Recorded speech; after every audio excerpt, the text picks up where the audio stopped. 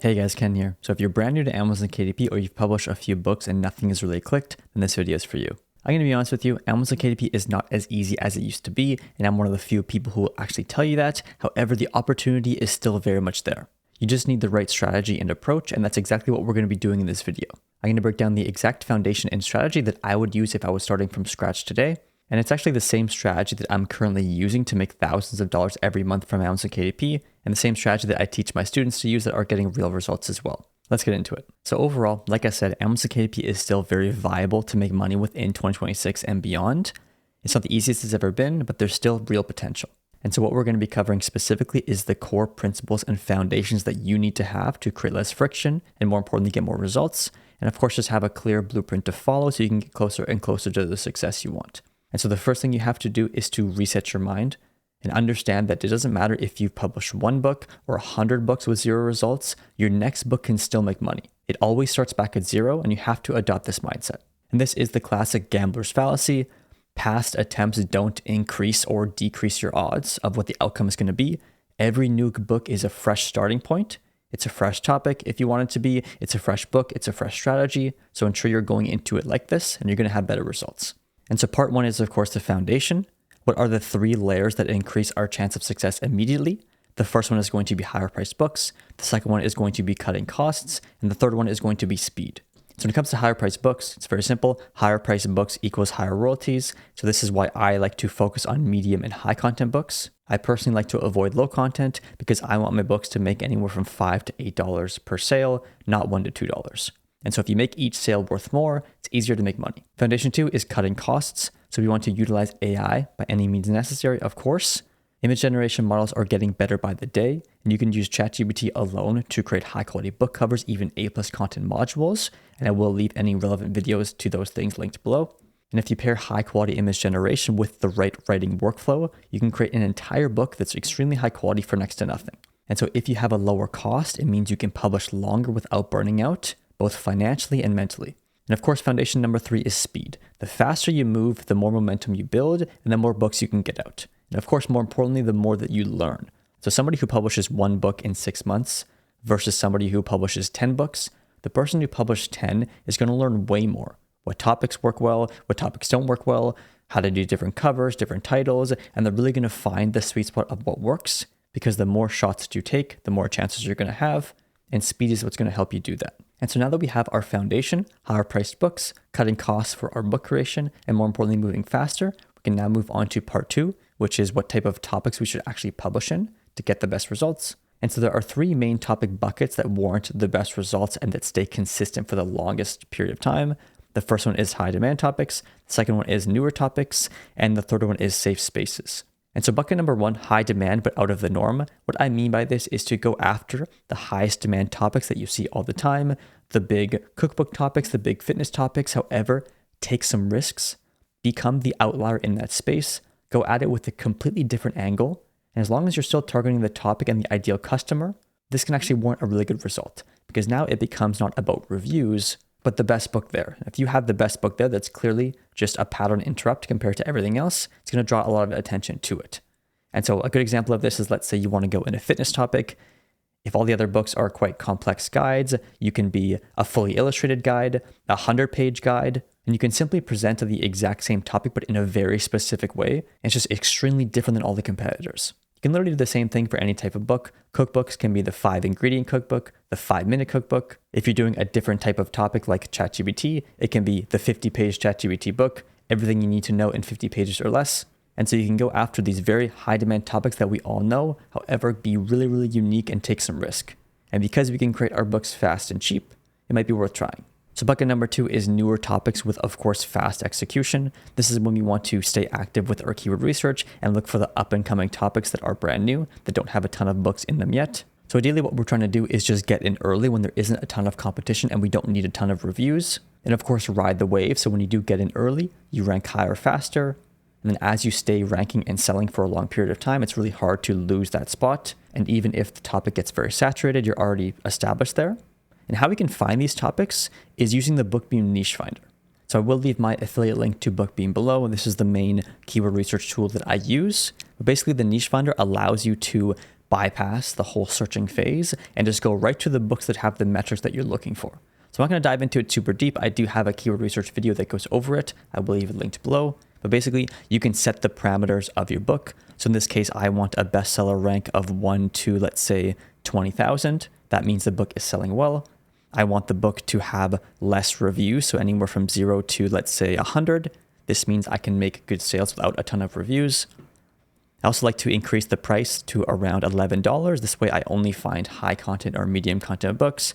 You can also change the age to, let's say, 4 months. This means the book is brand new. So we can simply go find books. It's going to show you all the books that fall under these parameters. And I personally will always stay active with this. A couple times a week, I might hop on here, check some parameters, check some newer books, maybe that are only a month old or less, and always try to stay up to date with what's out there, and then hop on some topics that are clearly brand new and doing super well. But now, as you can see, it shows us all the books that fall under these categories, and it's a great way to bypass the whole searching and find some really high potential topics right away. And then, of course, we can go and search up some of these topics on Amazon and validate them properly, but it gives us a good starting point to find those newer books.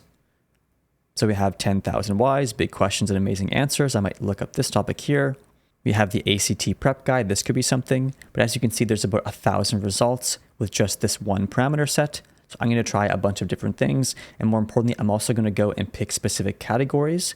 This helps you get away from a lot of the fiction books, which normally come up here a lot. But definitely give it a try if you haven't already. In my opinion, this is probably the fastest and most effective way to find book topics. So bucket number 3 is, of course, the safe spaces. These are the topics that sell for years and there's always potential in them. These are going to be fitness topics. These are going to be different cookbook topics. The reason I like these is because they're always popular. And more importantly, they're always rotating. So even if a few books have sold for a long period of time, newer, more desirable books will come in and take those spots. Because with fitness and diet specifically, people are looking for an outcome. And if you're presenting that outcome in a more effective way, or a faster way, or an easier way, people will be drawn to it even if it is a new book. And of course, there's always new diets coming out. There's always new types of workouts that are getting popular. And it's definitely worth diving into as it's a good place to start as a beginner. Some more safe spaces as well is more of the medium content books. These are things like devotionals, inspirational stories for a specific person. I like to look in that type of children's genre as there's lots of potential there. So now we have our foundation. We know what types of books we should be publishing. Now let's focus on part 3, which is creating our book and how we can have an overall offer that is built to sell. And so we always have to ask ourselves with every book that we create, is my book the best version of this topic? Because you have to understand that customers are not buying your book based on how well it aligns with the topic they're looking for. They're buying your book based on how well it compares to the competitors. They want the best version of whatever it is that they're looking for, and they're going to go and look at all the competitors and make a decision. And of course, having a lot of reviews does help, but how we can bypass this is simply creating the best version of this topic and simply communicating to the customer that we're going to help you solve this problem, but it's going to be better, it's going to be faster, it's going to be easier than all these other books that are here. And so if we get somebody to decide that our book is the one that they want, and we sell that book effectively with our product page, then we're going to get some pretty good results even with lower reviews. And then as our review counts go up, this is how you get books that sell super well for years and years. And so let's look at a few examples of this so you know what I mean. So let's say we have 2 different books. We have option 1, which is Money Skills for Teens, a beginner's guide to budgeting, saving, and investing. And let's say this book has around 400 reviews and we have to compete with it. And so if someone is scanning our topic, we can't just design a book for that topic. We have to ask ourselves, how can our book grab attention over this one? And then we go ahead and make option 2, which is Money Skills for Teens in 10 minutes, a no-stress guide to budgeting, saving, spending smarter, avoiding debt traps, and building habits that lead to financial freedom in just 10 minutes a day. And we pair it with a cover like this. So in my opinion, this is just a way better offer to teach the exact same topic. And so even if that other book has more reviews, we're going to be able to take a lot of sales because people simply want an easier solution, especially teens. And as our review count increases, this is how we take over books that are already established because we're simply a better offer. And so we want people to choose our book as the version of learning this topic that they want. And this is how you actually make book sales. Not enough people create books to beat their competitors and solve the problem for their readers better. They simply just make a book for the topic and wonder why it doesn't sell, but there has to be a reason for it to sell. And if you do like this cover, I actually created this in my book cover video. I'll show you exactly how to use AI to create high quality book covers very fast. And like I said before, the image generation models are getting so good. In my opinion, this is even better than a professional designer that would have costed me hundreds of dollars. So which book wins the click? We want to create a cover that clearly signals the best version of this topic at a glance. And this is how you actually get results in high demand established topics and draw the attention of all the customers. Because people are most likely clicking on a book based on the cover. Well, the cover and the title combination, if the title isn't strong, the cover doesn't matter. But if we nail the title and we present that title in a very effective way like we've done here, it's going to draw a lot of attention to it, even with minimal reviews. So one quick thing before we get into part 4, if you are attempting to make money with Amazon KDP, whether you're brand new or you've been doing it for a while, I will leave a link to my email course below and I highly recommend you sign up to it. It simply gives you one lesson a day for 12 days and goes into every step of my process with a lot more detail. And this really gives you a good understanding and strategy of every part of the book creation and launch process. It will absolutely help you out. Definitely sign up for that below. But now let's move on to part 4, which is scaling effectively. So there are 3 parts to scaling our book business effectively. The first one is to give it time. The second one is to evaluate after some time. And the third one is to scale what's working. And so giving it time is we simply want to get slow reviews and slow sales. The whole jamming hundreds of reviews right away doesn't really work anymore and it's really hard to do. And so it's okay if you get a few reviews a week and slow, steady sales. Over time, this is going to build up. It looks very realistic in the eyes of Amazon. It's going to allow you to rank better and better. It also just lets your book build credibility in the eyes of the algorithm. Like I mentioned, Amazon doesn't want to see any manipulation going on. So if you get 100 reviews right away and they don't really align with how many sales you're getting, it might look funny. So if we do get steady, consistent sales and reviews over a few months and even longer, it's going to look a lot better. And of course, depending on the topic, how good it is, how much demand there is, how much saturation there is, your book can rank high and sell well within a couple weeks, or it might take a few months. But the important thing is not to give up. Just have this mentality and continue to move on to the next book even as you nurture the previous one. And so what I always say to my students is to publish, monitor it, continue to make it better, and just move on to the next book without thinking about the last book and just keep moving forward. And so the goal is momentum and steady sales, not instant reviews or instant results. Scaling step number 2 is to evaluate. So after your book is a month or 2 old, we want to go to our Amazon Ads dashboard, look at our click-through rate, look at our conversion rate. This is going to tell us a lot of things. If our click-through rate is low, it must mean we have to change our cover. If our conversion rate is low, it must mean we need more reviews and we need to update our product page to better sell our book. These are things like our description and our A+ content. And of course, we also want to look and see if our book just flopped completely. If people aren't clicking it, they aren't buying it, they're just not interested. That means with our next book, we should be targeting the topic a bit better, making sure we're building a book for our ideal customer and that is standing out from our competitors. And evaluating our previous books is a great way to know how to do this well. And scaling step number 3 is to, of course, scale. So what we can do to scale is very simple. I like to go to my best performing campaigns and actually duplicate them. So you can simply click copy after you click the 3 dots in a campaign on your Amazon Ads dashboard and copy that exact campaign. Sometimes this works just as good, if not better, than simply raising your daily budget. It's treating it as a completely new targeting system. So even if we have a bunch of the same campaign, there's hundreds of thousands of impressions to have on Amazon. It's going to be fine. It's just going to spread your book wider. So duplicate the campaigns that are working well, and the ones out of those campaigns that get the best results, simply increase the daily budget. And of course, you want to set a bunch of different campaigns in different ways to find out exactly what works. I do cover that in my Amazon Ads video. Like I said, any other resources that are relevant will be linked below. But on top of this, we also want to scale our reviews. So as we see that there is momentum, our book's selling, it's getting a better BSR, it's getting a better ranking. This proves that there is demand. And now it's about optimizing, like we talked about, our cover, our product page, and then getting more reviews to get that social proof. And if we combine a strong topic, a strong offer, a strong cover, a strong title, enough reviews, and a good product page, there's no reason why our book shouldn't sell and continue to get better over time. And so there is one final note when it comes to actually getting results with online business. And in my opinion, this is the most important part about the video. And that is that the energy that you put out into the world will determine your trajectory and your results. And so let's say we have 2 people.